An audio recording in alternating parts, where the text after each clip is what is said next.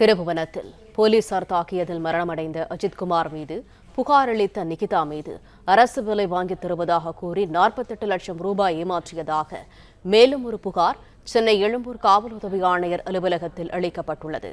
இது தொடர்பான கூடுதல் தகவல்களை தருகிறார் எமது செய்தியாளர் கதிரவன். கதிரவன், வணக்கம். முழு விவரங்கள் என்ன?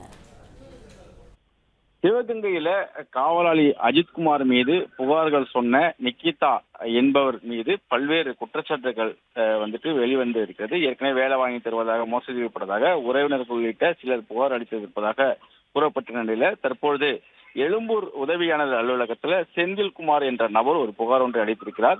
2011ஆம் ஆண்டிலே வேலை வாங்கி தருவதாக சொல்லி தன்னிடமும் தனது நண்பர்கள் மூலமாக 48 லட்சம் ரூபாய் வரை திருமங்கத்து ஆலப்பட்டி பகுதியில் கூட ஒரு வீட்டுக்கு சென்றும் காசோலை மூலமாக பணம் அளித்ததாகவும், ஆனால் பல வருடங்களாகியும் தனக்கு வேலை வாங்கி தராமலும் பணம் கொடுக்காமலும் ஏமாற்றி வருவதாக அவர் புகாரில் குறிப்பிட்டிருக்கிறார். நிகிதாவின் சகோதரர் கவியரசு, அவரது தாயார் சிவகாமி மற்றும் அவர் தந்தை உள்ளிட்ட குடும்பமாக அமர்ந்து இந்த பணத்தை வாங்குவதாகவும், கேஷ் என்னும் இயந்திரம் மூலமாக பணத்தை வாங்கி வைத்துக் கொண்டு வேலை வாங்கி தரக்கூடிய பல ஆண்டுகளாக தன்னை ஏமாற்றி வந்ததாகவும், தற்போது இந்த அஜித்குமார் விவகாரம் தொடர்பாக நிகிதாவின் மோசடி வேலைகள் ஒவ்வொன்றாக வெளிவரும் நிலையில தானும் அதனை கண்டு தற்போது புகார் அளித்திருப்பதாகவும், புகார் மீது நடவடிக்கை எடுப்பதாக தெரிவித்திருக்கிறார். சென்னை எழும்பூர் சேட்காலனி பகுதியை சேர்ந்த செந்தில்குமார் என்ற 53 வயது நபர் தான் இன்ஸ்பெக்டர் வேலை வாங்கி தருவதாக, ஹெல்த் இன்ஸ்பெக்டர் வேலை வாங்கி தருவதாகவும், துணை முதலமைச்சர் தெரிவதாக கூறி கவியரசும் அவரது குடும்பத்தாரும் தன்னை ஏமாற்றியதாக அந்த புகாரில் குறிப்பிட்டிருக்கிறார். அதன்படி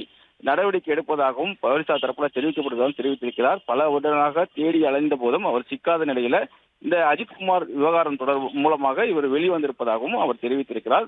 தொடர் விசாரணை பின்பு வழக்கு பதிவு செய்து நடவடிக்கை எடுப்பதாக போலீசார் உறுதியளித்திருப்பதாகவும் தெரிவித்திருக்கிறார். இது தொடர்பாக காவல்துறையினரும் விசாரணைகளை மேற்கொண்டு வருவதாக தகவல் தெரிவித்திருக்கிறார்கள். தகவல்களுக்கு நன்றி கதிரவன்.